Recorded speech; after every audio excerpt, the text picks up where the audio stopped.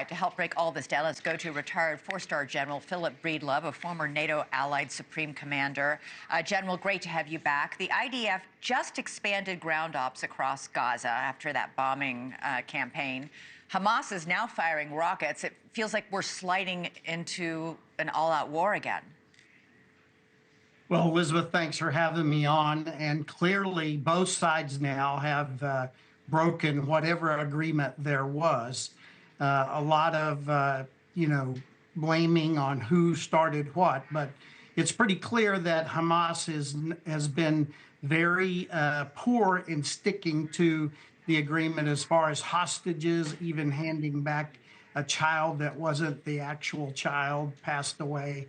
And so this has all caused a lot of frustration. And so Israel believes Hamas has broken the agreement and is not living up to or agreeing to future production of these hostages. And so they took action.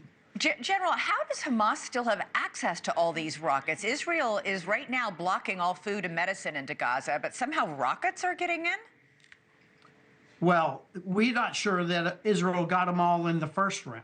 I mean, the holes that Hamas has dug in that nation to hide people, hide hostages, hide weapons, it's extensive. And so it doesn't surprise me that there are some left. And remember, everything that happens with Hamas starts in Iran. All roads start in Iran and all roads lead back to Iran. And it's probably very likely that Iran is pushing forward more weapons for them to use. So do you think all progress now toward phase 2 of a peace deal is gone? Is that just not going to happen at all? Well, it's going to take quite an effort to get it back on track because clearly the IDF has engaged. Clearly, all of Iran's proxies are engaged. You have Houthis firing into Israel. You have Hamas. So when Iran is pushing its proxies to do this, it means that we're in for a tough period. You know, Hamas continues to insist it will not disarm its military. That is a non-starter for Israel. Why would Israel agree to any kind of peace deal that preserves a terrorist army hell-bent on destroying Israel? Well, it's a great question. I'm not sure I would if I was in their position. Yeah.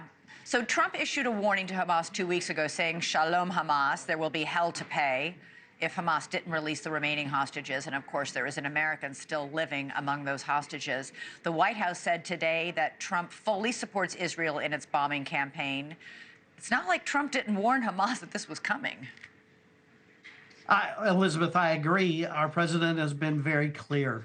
I really believe, though, this reaction is much more about Israel than the United States and our president. Israel is frustrated that these last prisoners or hostages, whatever you want to call them, are not being proffered. And Hamas knows that that's the last leverage they have, so they don't want to give them up. And God forbid, but the likelihood that all 54 are still alive is probably not very high. No, we know they're not. They're not. Hamas has got to parlay this into what power they can, and Israel, I think, is fed up with it. Yeah, no, we know that Hamas is holding some living hostages, but actually more of them are dead. They're holding their bodies to keep them from their families.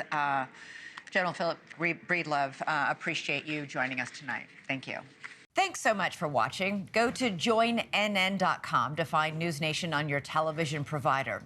And don't forget to click the red subscribe button below to get more of NewsNation's fact-driven, unbiased coverage.